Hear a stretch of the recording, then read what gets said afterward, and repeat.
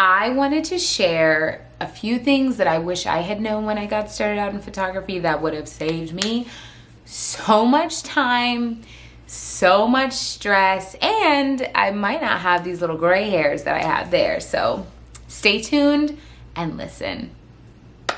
All right, thing to know, number one, contracts. Listen to me, okay? You need to have a contract. I don't care if this is your cousin or someone that you know referred you and you have faith in them. Guys, they may be wonderful people, but contracts are designed to protect you and the client. Now, if this is your first gig or your 10th gig, it's never too early or too late to start implementing contracts. I cannot give legal advice, but there are so many examples of contracts out there, guys. It's crazy. And if you ever need an example, there are really great platforms like Honeybook, Shootproof. You can also use them as well to get a contract template. But please start getting into the habit of using contracts. Let's say the first major shoot is your cousin or your sister or your brother.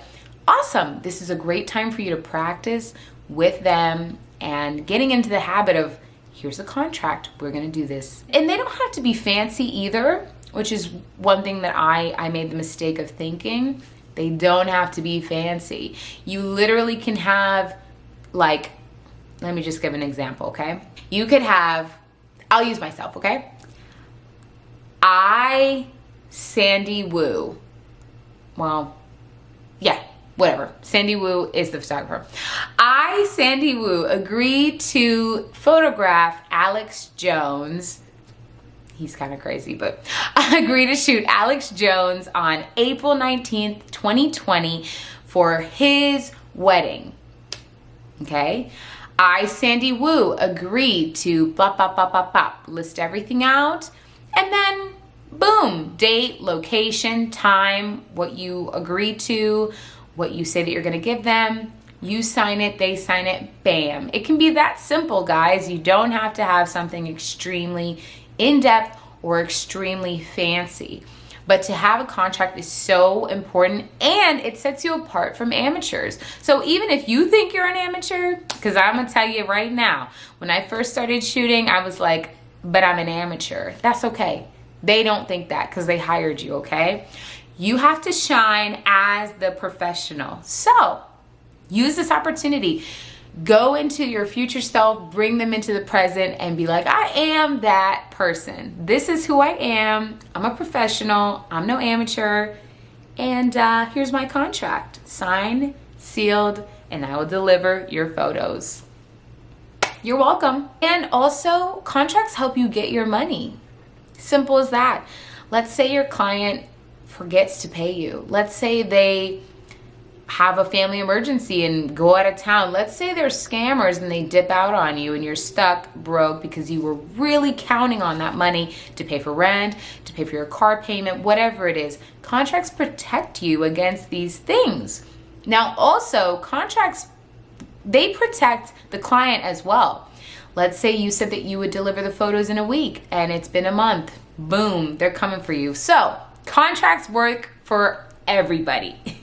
So they hold you accountable and they also hold the client accountable. So I hope that you do some research, take advantage of it, and truly consider using contracts as you start this photography journey.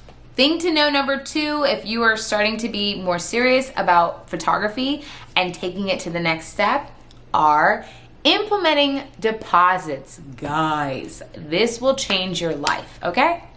So deposits, I always set up, well, the way I do it is the deposit comes hand in hand with the contract. So the system photography platform that I use allows me to have my contract and link an invoice for the deposit. I personally require a 50% non-refundable deposit whenever someone wants to book with me. This is due at the sign of the contract, and the other 15% is due the day of the session. Now, This is so great because it also is another layer of icing of accountability for you and your client. Like I said, the contract works for both parties, but the deposit works for both parties as well. If I'm a client and I give you half of the payment, I'm gonna show up because I want my photos. And if I'm the photographer and I receive the other half of the payment, I'm gonna show up because I want the other half of the payment, and I know we're in this together. It is another way of saying, I trust you, we trust each other, we're in this together, let's do this thing, okay? So I hope this helps somebody. And listen, the deposit doesn't have to be 50%. When I first started out, I think I only charged like 25% non-refundable deposit. But, and side note, I personally think it's smart to have non-refundable written in the contract, because here's the thing. Somebody could dip, someone could get sick.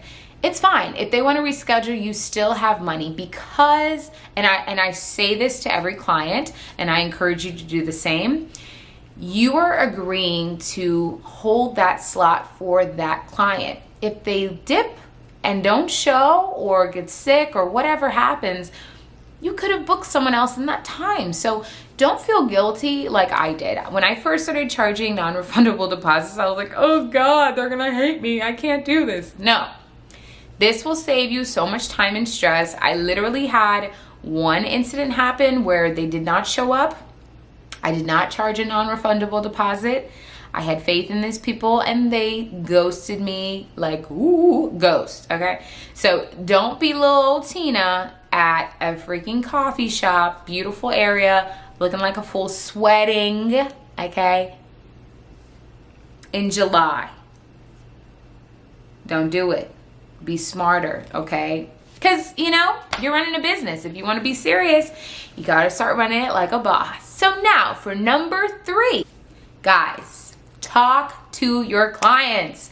So if you're getting serious about this whole photography world, you're new to it, but you want to be professional, this is like something that you're trying to do. Let's say Sally Ann hits you up through your Squarespace website, email, whatever, DMs you on Instagram. The best thing you can do before you do anything else is say, hey, I would love to chat, to hear more about your vision, to hear more about your project, to hear more about your wedding. What is a good time for you to talk? Guys, this will save you so much time. This could be a scammer. Get them on the phone. FaceTime them. Do what you got to do. But hear somebody's voice, and it creates another level of personal interaction to where you can create a relationship deeper than just boom, boom, boom, here's your photos, done. No, this is an opportunity for you to create a new relationship with a client, a potential client. They're not even a client yet. But what if you get on the phone with them and you're like, man, we do not vibe together? There you go. You can go on and say, I don't know if this is a good fit, like a job interview, and get out of there. Or you could be on the phone and be like, oh my gosh, this is my ideal client. I'm so excited. Guys, I'm telling you, get them on the phone. Do not do everything just through email. One, it's cold. There's nothing like special about it. If someone's booking with you, just because they see your photos and they like it, it's not enough. They have to also feel a connection to you and your personality. So I highly advise calling them, get them on the phone, talk to them, hear what they want, hear what their vision is. You never know. I literally had a client that reached out to me.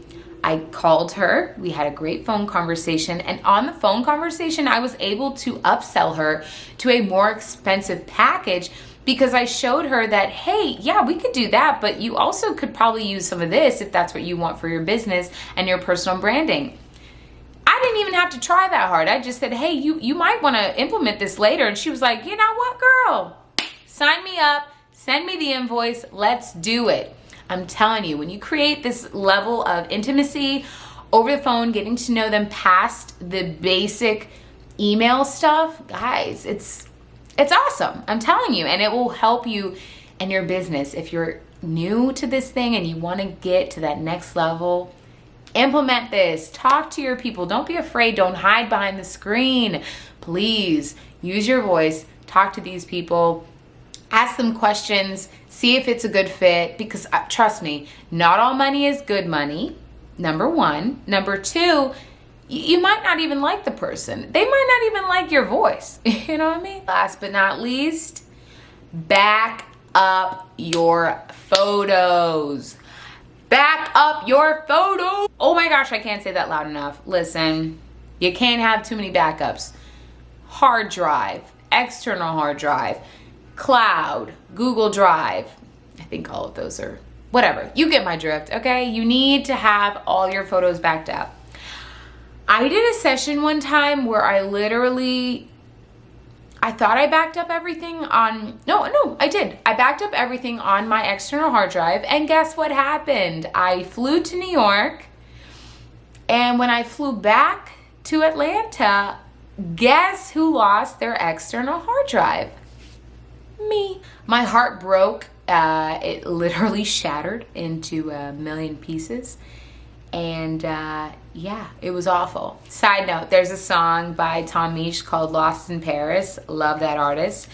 And it's literally dedicated to his external hard drive. And I relate so deeply. But seriously, guys, there were so many photos on there. Like, thank God I had already edited the photos. Like, I didn't have any images that I had taken or photo shoots that I had done that I hadn't touched yet. But holy crap, I would have killed myself if that had happened. External hard drives aren't enough. Use a cloud system, please. It will save you so much time. Oh, you will thank me so much because, and even if you're like, oh, I'm a careful person, Tina, I don't lose anything. That would never happen. Look here, Sally, Catherine, whatever your name is. That's cute and all, but I'm telling you, life has a way. It has a way to teach you. So I'm trying to help you learn that lesson beforehand. So please listen to dear old Tina. Back up everything. Have at least 3 types of backups. I'm telling you, it's the best thing you can do. I have gotten into the habit of every time I do a photo shoot, I literally run home, get in my apartment, plug up the SD card that I just did, back that bad boy up on Google Drive, and back it up on my external hard drive. That way, if for some reason I lose my hard drive, boom, I have it backed up where I can access those photos. And guys, you never know. You might get creative later down the line and become a better editor, whatever, and say, you know what? I want to revisit that photo shoot that I did with my friends, and I want to make it bomb, bam. There is nothing cooler than being able to look back at old photos that you took and be like, actually, that's not bad. My edits just really were bad. So let me try it again. It's so cool. So I'm telling you guys, back it up.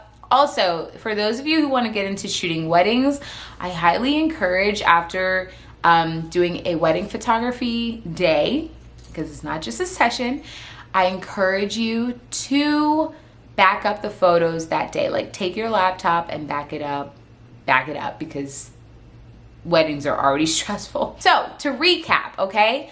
Number 1, contracts. Number 2, deposits. Number 3, get your client on the phone, get them on Skype. Do what you gotta do to interview them and let them interview you as well. It's so important, guys. You want to be a good fit, and you want them to be a good fit too. The ideal client world, I'm telling you, there's nothing like it, okay? And number 4, back up your work. Guys, I hope this helps somebody. Listen, if it does, please like and share. Definitely share it with someone if you feel like, yo, they need to hear this. But I'm telling you, if you're getting serious about doing photography and taking it to the next level, besides it being a little hobby, these 4 things will change the game, okay? So I'm so excited. I can't wait to hear if you implement this in your life, if it changes down the line. Please let me know. I want to hear, all right? But I'm excited, guys. Thanks for watching. Thanks for listening. And I'll see you next time.